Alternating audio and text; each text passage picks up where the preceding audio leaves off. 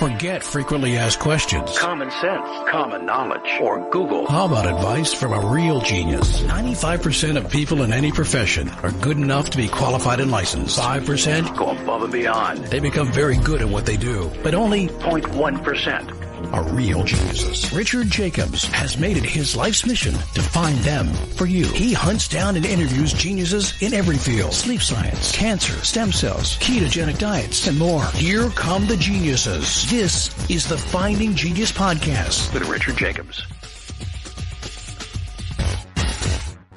Before we begin, a note from our sponsor.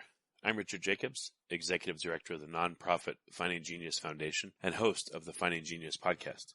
In late 2016, I was rear-ended at 65 miles an hour by a truck on the highway, which sent me off-road into a ditch. The impact of the collision gave me a concussion and other injuries. At the hospital, a CT scan showed that I had thyroid nodules, which turned out to be cancer.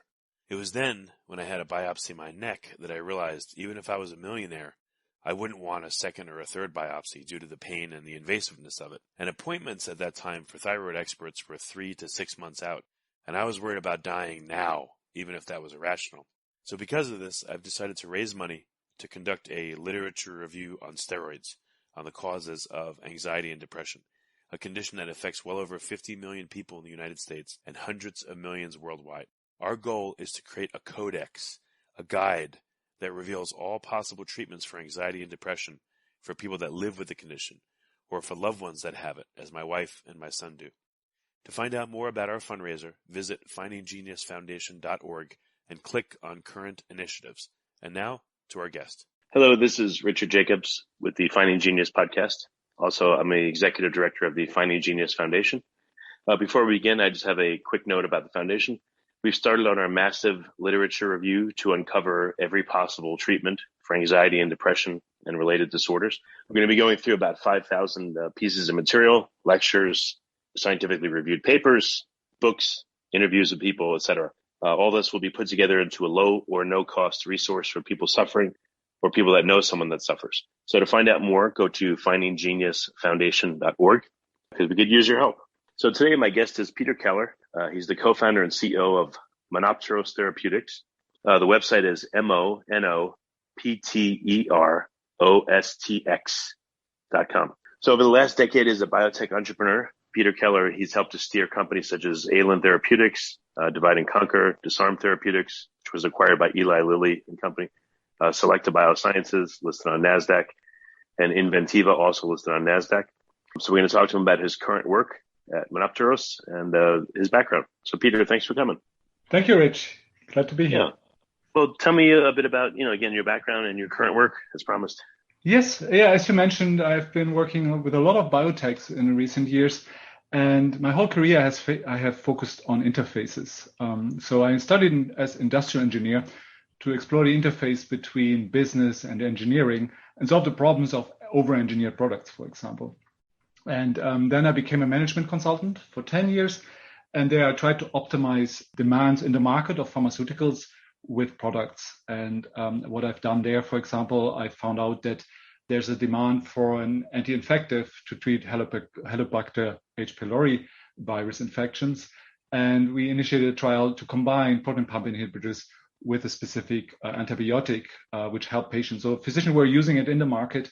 However, there was no research. So I tried to bridge that interface. I worked also for big pharma companies like Solvay Pharmaceuticals and Abbott. And there I was specializing on integration of companies that were acquired by the bigger company, and try to integrate and optimize how the two R&D organizations work together. So that was kind of my background. And I started my biotech career after that, and in the companies you mentioned. And here I really found, I think, what is my vocation, to really bridge the interface between academic research and industry, and try to find basic research ideas that can be developed into products. And that's what we are doing at Monopteros. Well, I have a question about this. What is the typical path from academia to, to adoption by companies and then clinical use? What does that look like?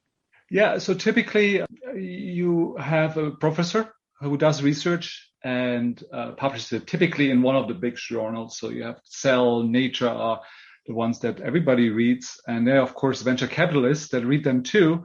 And then they approach the physician or the academic and try to work with the person to make a business plan. And that's also how it worked for Monopteros Therapeutics. Even though I'm not a venture capitalist, I'm an entrepreneur. And the professor Thorsten Mempel and Uli von Andrian, who are at Harvard Medical School, they approached me and said, like, look, this is our research. It has not been published. It will only be published in a year. Do you think we can make a product out of it? And so I looked at the research results and started to work on a business plan, started to look at a molecule that could replicate what they have found with their research, where they genetically knocked out an enzyme called MALT1, or where they used a tool compound that's a generic, which cannot be developed commercially because there would be no IP protection and didn't have the ideal properties for a drug. So we started looking for drugs that could fit the bill. We found one at the Helmholtz Institute in Munich in Germany, and we were able to secure a license option for it. And so we had the license option for the drug. We had a business plan, and then we shopped around to find investors. That was all in 2018. By the end of the year, we had the package together, the business plan, the molecule, the funding, and started the company in 2019. Very good. So what is Monopteros working on right now? What are some of the initiatives? Yeah, so the idea is basically what I told you about the research that Thorsten Mempel did in 2018 and published in 2019 in Nature is about regulatory T cells. And what he found is that regulatory T cells can be reprogrammed specifically in the tumor microenvironment. And when I talk about reprogramming, that means that the T regulatory cells, also called Tregs, lose their immunosuppressive function and start to produce pro-inflammatory signals called cytokines. And he found that this happens predominantly in the tumor and doesn't happen in healthy tissues, which is a very important finding because there we have a window of opportunity to reprogram Tregs to make them part of the immune attack against the tumor without affecting the Tregs in the healthy tissue where they are needed to keep immunological peace and prevent autoimmune diseases. So that's really the key finding he had. And so as he saw that these T regulatory cells in the tumor microenvironment depend more on this enzyme called MALT1, it was a logical step to find a drug that inhibits MALT1 in those regulatory T cells and see if he can use it for anti-tumor applications. So what do you think is the mechanism? Like, are the tumor cells secreting like extracellular vesicles that are going into the Treg cells and changing their function? No, so what we think it happens is that it's an intercellular enzyme, and so the enzymatic function is needed for the Treg to stabilize and maintain its immunosuppressive function. So it's an immune signaling through genes that call NF-kappa B, for example. So the enzyme needs to cleave products that then express the signaling that keep the Treg as an effector Treg and keep it immunosuppressive. When we block the enzyme, that signaling pathway cannot happen. And instead, those uncleaved products start expressing genes that produce cytokines such as interferon gamma. So the idea is to knock out production of this enzyme? Does it only have this role, or what does it do? Yeah, so the enzyme itself is actually expressed in many B and T cells, and it has a role in basically maintaining the phenotype of immune cells. So in effector T cells, it is also needed to maintain the effector function of cytotoxic or cytolytic T cells or of B cells. But here, what really comes into play was the finding that these Tregs depend more on the enzyme than in the tumor than Tregs or T cells or B cells in other environments. And so we have here a therapeutic window where we can knock down or prevent the enzymatic function, have the Tregs change their phenotype, make them part of the immune attack without affecting the function of other cells in healthy tissue or also in the tumor. And that is really key of the research that Thorsten did at Harvard, that you have this window of opportunity, I call it, where you can affect the Tregs without affecting anything else. Before we continue, I've been personally funding the Finding Genius podcast for 4.5 years now, which has led to 2,700 plus interviews of clinicians, researchers, scientists, CEOs, and other amazing people who are working to advance science and improve our lives and our world. Even though this podcast gets 100,000 plus downloads a month, we need your help to reach hundreds of thousands more worldwide.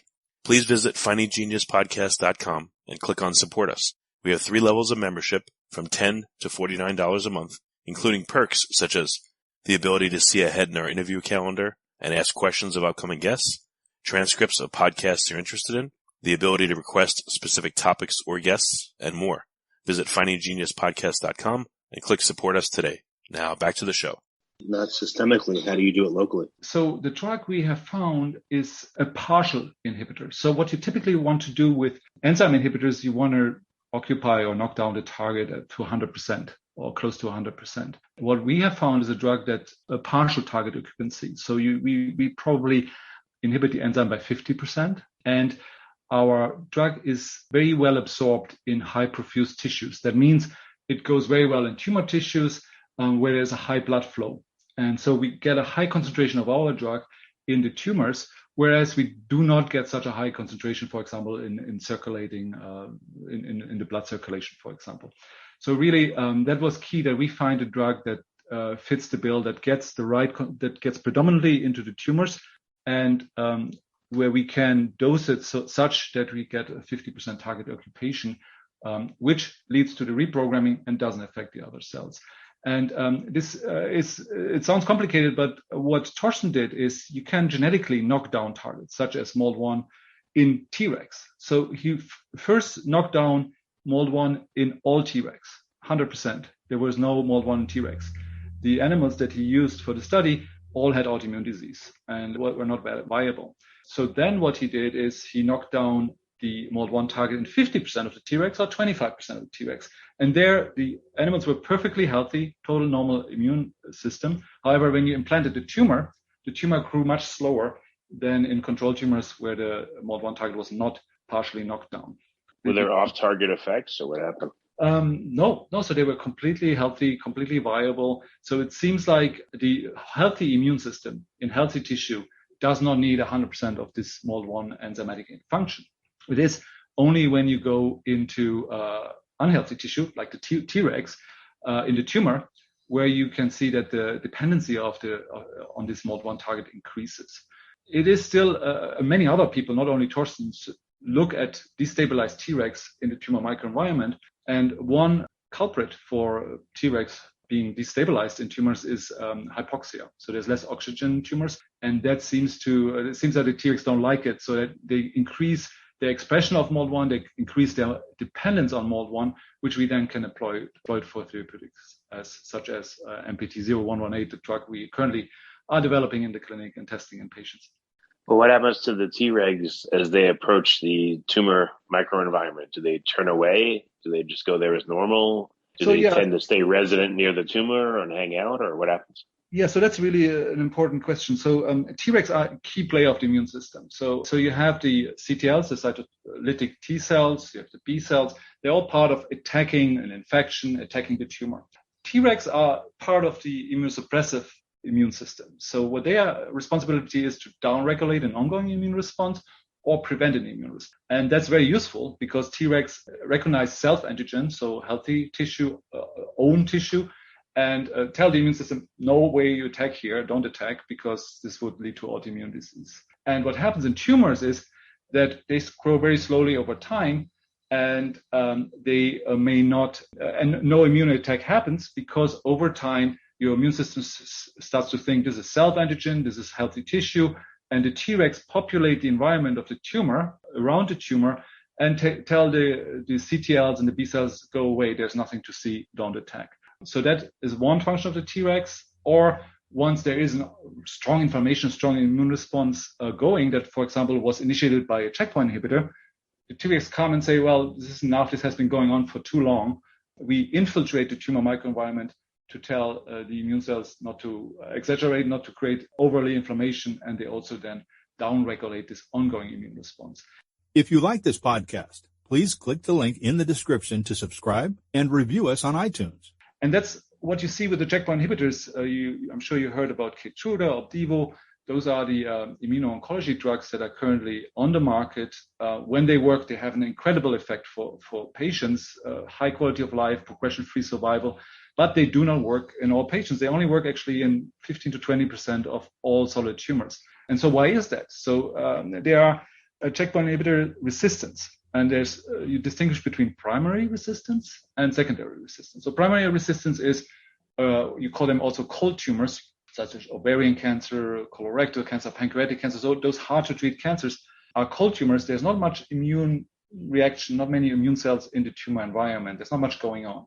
And those are the tumors that grew slowly, and the Tregs keep everything away. There are no checkpoints expressed. So anti-PD-1 antibodies, those checkpoint inhibitors, they cannot have any effect there.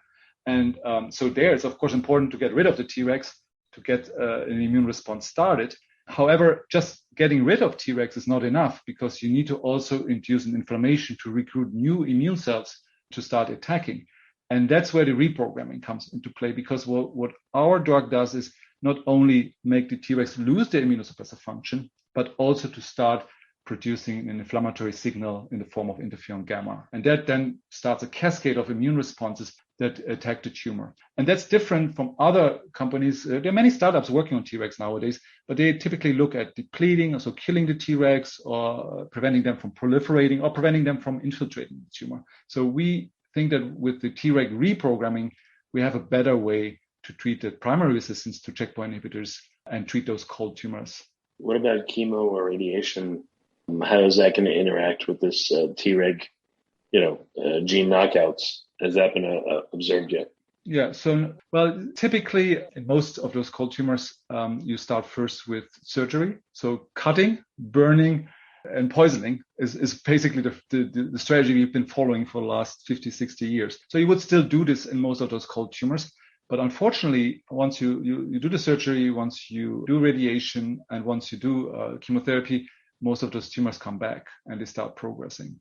And when they progress, you will have no response to immunotherapy. And we think that with these Tregs building up still after all these primary or first-line treatments, that we can have a chance to prime the tumors, make them more inflammatory, and then treat them with checkpoint inhibitors and see an effect. Going to be effective before the standard of care, or does it have to go with the standard of care or after it? Or so what's the ideal placement for this therapy? Yeah, I mean, of course, as with all immunotherapies, we would try to treat as early as possible, because the side effects of immunotherapies are less than you would have with a chemotherapy or radiation. But development path, like for many other drugs, would be first to be second line after standard of care. And we would still expect to see an effect there. And then once we have seen an effect in second or third line, we would then, of course, gradually try to see if the effect would also be better than what you would get with chemotherapy. Basically following the same path as Keytruda or Opdivo are following, going first from second or third line, gradually going into first line. Where they are in melanoma or head and neck cancer, the immunotherapies are becoming already first line. It seems like they were used so far only after the standard of care had been done. But is that a big shift where they are going to be used in place of or before standard of care? Yes, so they are starting to get into first line for certain hot tumors where you have a lot of expression of the target of these antibodies like PD-L1. So people take biopsies from the tumors, and if there's a certain high percentage of PD-L1 expression, then the antibodies can be used in first line as well. Yes. So where are you at with this Treg inhibitor, or this knockout? I mean, the mold one. Reprogramming, yeah.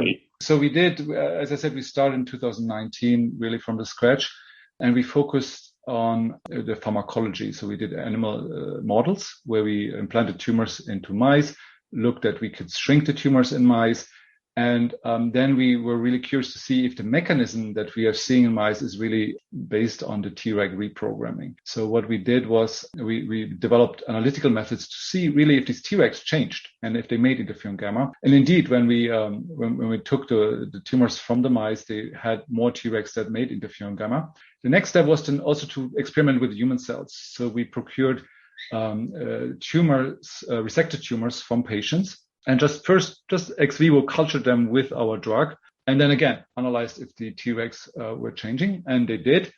And then we also processed the human tumors that we resected into what's called spheroids. So we nourish them with collagen to make the immune cells around the resected tumors survive, because typically the immune cells go away very quickly when you take tissue out. And so those are called tumor spheroids. And then we gave to those spheroids our drug as well. And so that the spheroids, the cells were killed. And then when we plugged interferon gamma with an antibody, the killing stopped. So we could really see that this killing in those spheroids was dependent on interferon gamma, which is then again a sign that the mechanism that we propose is really at work in those cells. And only once we had done all of this, we said, okay, now we have a mechanism. It has an effect on tumors. It is this effect that we observe can be reduced to the proposed mechanism. Only once we had all of that, we started preclinical development, which was happening last year in 2020. And we did all the formal tox studies. We did the manufacturing scale up, which led us then to file an IND in January this year. And we started dosing the first patient in April this year. In terms of clinical trials and getting to the clinic, what's the path from here? So we're now working on what's called a dose escalation and cohort expansion clinical trial. So there are three parts. Part A, which we're currently doing, is to gradually increase the dose to see what is the maximum tolerated dose, what is the recommended phase 2 dose, and what is the concentration of our drug in the patient's blood as a single agent. So that's the first part. We call it part A. And so we have to go from a relatively low dose, treat a patient for 1 month, and observe if there are any dose-limiting toxicities. If there are none after 1 month of treatment, we are allowed to increase the dose and go to the next cohort. And so we have to go gradually higher and higher, and every time see within those 4 weeks of treatment if there are any adverse events or not. So and that's how we're going to find the maximum tolerated dose. Initially, we start with 1 patient per cohort, but when we see the first side effects, we're going to have to increase the cohort size to 3 patients and then to 6 patients. And we are using, for those first trials, for very early clinical trials, we're using all comers, which means all types of solid tumors. So once we have done that, we know what the recommended phase 2 dose is of the monotherapy with our drug alone, which can prime the tumors for checkpoint inhibitor therapy. But we also want to know, because we would like to add checkpoint inhibitor therapy at some point, because once the Tregs are reprogrammed, you want the checkpoint inhibitors to increase the immune attack, increase the killing of the tumor cells. That's why we do part B, where we try to find out, also going through these dose escalation steps, what is the maximum tolerated dose in combination with the checkpoint inhibitors.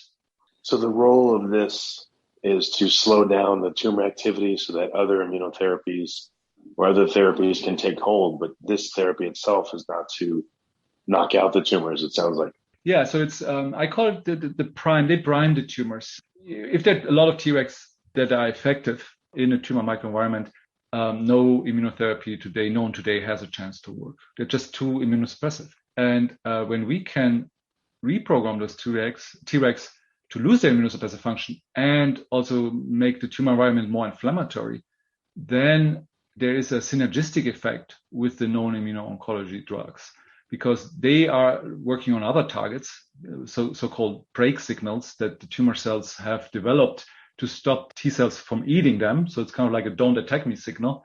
And the more we inflame the tumor with our reprogramming, the more of those don't attack me signals the tumor will express. And that's where the antibodies, the immuno-oncology therapies that are currently on the market will still have a very important role. That's why really the combination is the most promising way to look at effective immunotherapies in those cold tumors. And that's really consensus in the industry. At some point, there were over 500 clinical trials with combination therapies.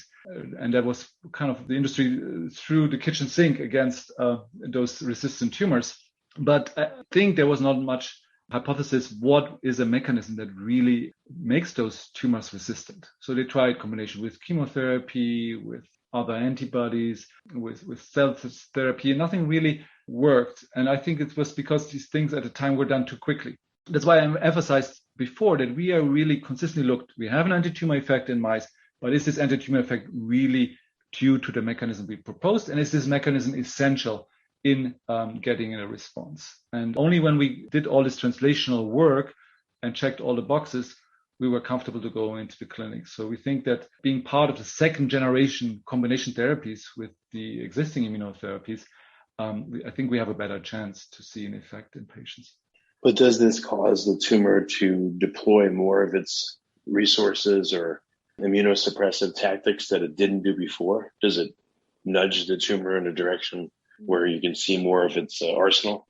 Sure. To some extent, yes, and that's why we need a combination therapy. So that's why I think none of those immunotherapies alone will lead to in those cold tumors lead to a long and lasting effect. And so, but the more we understand about these immunological mechanisms and the more we treat them, the harder it will be for the tumor to be resistant and stay resistant. And so what we see is, and what's very well known for a long time, that if you have more interferon gamma, which is this inflammation signal, which then recruits these cytolytic T cells, the tumor reacts with expressing PD-L1, which is the ligand that gives kind of an immune brake signal to the cytolytic T cells. And that's where the Keytruda works, for example. So the anti-PD-1 antibodies stop this linkage of the cytolytic T cell with the PD-L1 signal of the tumor. And so then the cytolytic T cell can still continue killing the tumor, which otherwise it couldn't do. So while we are recruiting more help and make the tumor more inflammatory, the tumor expresses the PD-L1, this checkpoint signal that we are very well aware of, to defend itself. So, and then of course over time there might be other signals, because there's the CTLA4 signal that a drug like ipilimumab can address. So we will need more personalized and customized treatments as we are making control the cancers better and better with the immunotherapy. And my vision is that over time, we will have an arsenal of drugs that are based on our increased understanding of the immunotherapies to make cancers more like a chronic disease, to keep it always in check from progressing by being one step ahead of what next break signal the tumors have. But I think with the Tregs, which is at Monopteros our target, we're really working on one of the key culprits and key players of the immune system that currently prevent better response rate than we see currently with the existing treatments. What does this look like in a metastasized, person with tumor burden in multiple organs? How does it affect the different tumors differently, if so? So that's, I think, the strength of the immunotherapy, because your immune cells are present everywhere in your body. So they can attack wherever there is a foreign tissue, where there's a mutated tissue. And so we can attack all the metastases at the same time. And that's what we also do with the clinical trial that I explained at the cohort expansion part C of our clinical trial. We're going to look at the tumor burden overall, and we're going to assess if the overall tumor, so we're going to do CT scans, and we're going to assess lesions all over the body, because the patients we currently enroll are all have metastases. And we're going to measure the tumor, the volume or the size of each lesion on the CT scan, and look if we can stabilize, which then stable disease, so there's no growth of any of the lesions, or if we have regressive disease, so at least one lesion has to regress, become smaller without the others growing, or if it doesn't work, we would have progressive disease, so one or more lesions would start growing again. So that's the strength of the immunotherapy, that we work with the immune system that can attack everywhere in the body. That's different from localized therapies. I think currently still oncolytic viruses are injected in the primary tumor locally, but then if you have metastases, they cannot work because they would not travel to the site of the metastases. So I think that's the difference and the beauty of immunotherapy. Oh, so you don't know yet how it differentially affects, let's say, the primary tumor versus metastases yet?